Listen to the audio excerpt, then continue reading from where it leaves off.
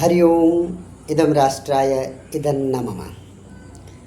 आज अश्विन मास के कृष्ण पक्ष की नवमी तिथि विक्रमी संवत 2082। आज हम लोगों के यहाँ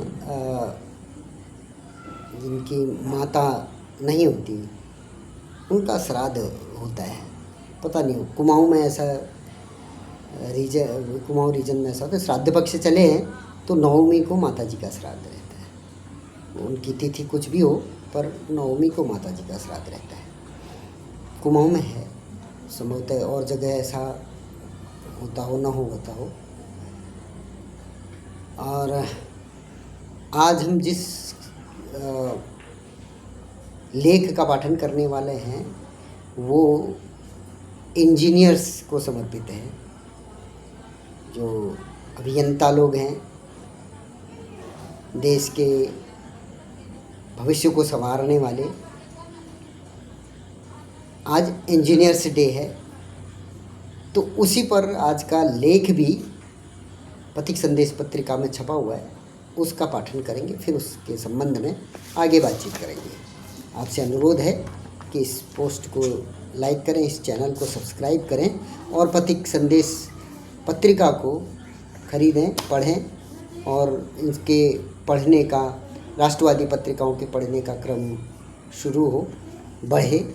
ये इसी अपेक्षा के साथ आज का जो लेख है उसको पढ़ते हैं। महान इंजीनियर एम विश्वेश्वरैया के जन्म दिवस पर हार्दिक शुभकामनाएं। 15 सितंबर राष्ट्रीय अभियंता दिवस पर आओ हम जीवन में ज्ञान विज्ञान की धारणा को धारण करने का संकल्प करें। पत्र लिखता है पत्रिका कि भारत में अंग्रेजों का शासन था। खचाखच भरी एक रेलगाड़ी चली जा रही थी। यात्रियों में अधिकतर अंग्रेज थे। एक डिब्बे में एक भारतीय मुसाफिर गंभीर मुद्रा में बैठा था। सांवले रंग और मझले कद का वह यात्री साधारण वेशभूषा में था, इसलिए वहाँ बैठे अंग्रेज उसे मूर्ख और अनपढ़ समझ रहे थे और उसका मजाक उड़ा रहे थे। पर वह व्यक्ति किसी की बात पर ध्यान नहीं दे रहा था। अचानक उस व्यक्ति ने उठकर गाड़ी की जंजीर खींच दी। सभी यात्री उसे भला बुरा कहने लगे। थोड़ी देर में गार्ड भी आ गया और उससे पूछा, जंजीर किसने खींची? उस व्यक्ति ने उत्तर दिया, मैंने खींची। कारण पूछने पर उसने बताया, मेरा अनुमान है कि यहाँ से लगभग 1 फरलांग की दूरी पर रेल की पटरी उखड़ी हुई है। गार्ड ने पूछा, आपको कैसे पता चला? वह बोला, श्रीमान, पटरी से गूंजने वाली आवाज़ की गति से मुझे खतरे का आभास हो रहा है। गार्ड उस व्यक्ति को साथ लेकर जब कुछ दूरी पर पहुंचा तो यह देखकर दंग रह गया कि वास्तव में एक जगह से रेल की पटरी में के जोड़ खुले थे और सब नट बोल्ट अलग बिखरे पड़े थे। दूसरे यात्री भी वहां पहुंचे। जब लोगों को पता चला कि इस व्यक्ति की सूझबूझ के कारण उनकी जान बच गई है तो वे उसकी प्रशंसा करने लगे। गार्ड ने पूछा, आप कौन हैं? तो उस व्यक्ति ने कहा, मैं एक इंजीनियर हूँ और मेरा नाम है डॉक्टर एम विश्वेश्वरैया। 15 सितंबर 1860 से लेकर 14 अप्रैल 1962 तक अपने जीवन काल में अनेक महान इंजीनियरिंग के कारनामे करने वाले भारत रत्न मोक्षगुंडम विश्वेश्वरैया मोक्षगुंडम यानी एम विश्वेश्वरैया को श्रद्धांजलि देने के लिए हर साल 15 सितंबर को अभियंता दिवस मनाया जाता है। हमारे देश में प्रज्ञावान मनीषियों की कभी कमी नहीं रही, किसी भी काल में कमी नहीं रही। हाँ, जो कमी रही तो उसका फ़ायदा पश्चिमी जगत ने बहुत उठाया। और आज भी आपने देखा होगा कि भारत में इंजीनियरिंग के बड़े बड़े मार्बल्स स्थापित करने वाली बड़ी संस्थान हैं, इंस्टीट्यूशंस हैं। पर एक ट्रेंड है कि यहाँ पढ़ाई आईआईटीज़, एनआईटीज़ और बड़े बड़े संस्थानों में करने के बाद जो सहयोग है, सहभाग है, वो पश्चिमी देशों को दिया जाता है। अधिकतर हमारे जो टॉप नोच, हमारे जो इंजीनियर्स हैं, ब्राइट माइंड्स हैं, वो अमेरिका, ब्रिटेन, जर्मनी और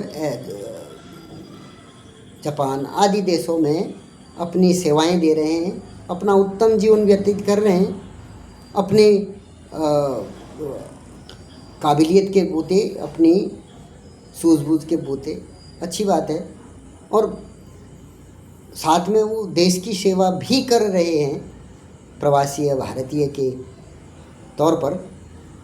परंतु अब समय आ गया है कि वो अपनी सेवाएं अपने देश में आकर करें। ये सच है कि भारत में प्रज्ञावान व्यक्तियों को रोकने का और उनको यहाँ पर उचित उनकी व्यवस्था करने का, उचित जीवन जैसे क्वालिटी जीवन की बात करें तो वो यहाँ पर थी नहीं। और उसका भी कारण है क्योंकि पश्चिमी देशों ने इस तरीके का षड्यंत्र किए हुए हैं कि यहाँ पर जो जीवन व्यतीत करते हैं लोग, उनको अपने अंदर हीन भावना स्वाभाविक रूप से आई, उसकी उन्होंने पूरी व्यवस्था कर रखी है। हमारे सारे तंत्र इस तरीके से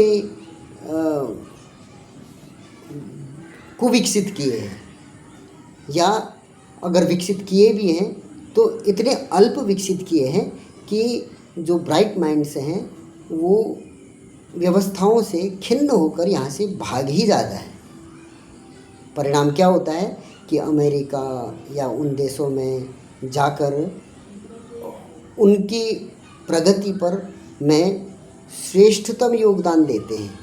आज बहुत लंबे समय से, मेरे ख्याल से हम पिछले 10-15 सालों से लगातार देख रहे हैं कि बड़ी बड़ी अंतर्राष्ट्रीय स्तर की कंपनियों के जो शीर्ष अधिकारी हैं वो भारतीय इंजीनियर्स रहते हैं।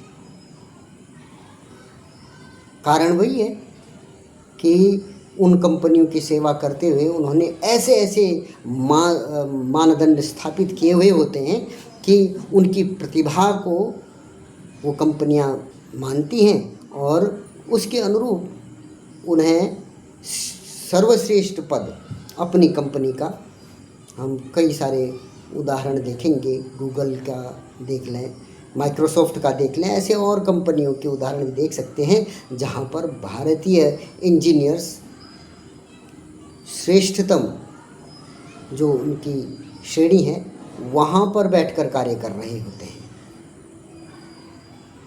और टेक्नोलॉजी के क्षेत्र में उन्हीं देशों का बोलबाला है। इंजीनियरिंग ले लो या चिकित्सा ले लो, उन क्षेत्रों में भी हमारे भारतीय युवाओं ने बड़ा अच्छा कार्य किया, लेकिन भारत के बाहर। अब समय आ गया है कि वो भारत के अंदर आएँ, कुछ नया इनोवेटिव जो वहाँ करते आए हैं यहाँ भी करके देश की प्रगति पर अपना योगदान दें। वहाँ से भी देते हैं, ये कोई न मानने वाली बात नहीं है, पर यहाँ आने के बाद जो 100% योग होगा आपका, उसका मूल्य ही अलग होगा। जो हम कहते हैं सॉफ्टवेयर, जो हम टेक्नोलॉजी में बाहर की जो टेक्नोलॉजीज यूज़ कर रहे हैं उसको हम स्वदेशी, आत्मनिर्भर और अपने द्वारा बनाई गई टेक्नोलॉजीज यूज़ करने लगेंगे। आवश्यकता है कि जो ब्राइट माइंड्स हैं, जो यहीं हमारे ही आईआईटी से निकल रही हैं, बड़े बड़े संस्थानों से निकल रही हैं, दिल्ली कॉलेज ऑफ इंजीनियरिंग से निकल रहे हैं, वो लोग यहाँ के लिए कुछ करें। इंजीनियर, आज इंजीनियर डे पर अगर इंजीनियर्स इस तरीके का कुछ संकल्प करें तो अवश्य ये राष्ट्र हित में रहेगा और आने वाले समय में एक स्वर्णिम भारत की जो है नींव रखेगा। आज के इस अंक में इतना ही। पुनः किसी अच्छे और ज्ञान देने वाले ऐसे अंक के साथ आपके सम्मुख उपस्थित होऊंगा। तब तक के लिए धन्यवाद। जय जय श्री राम।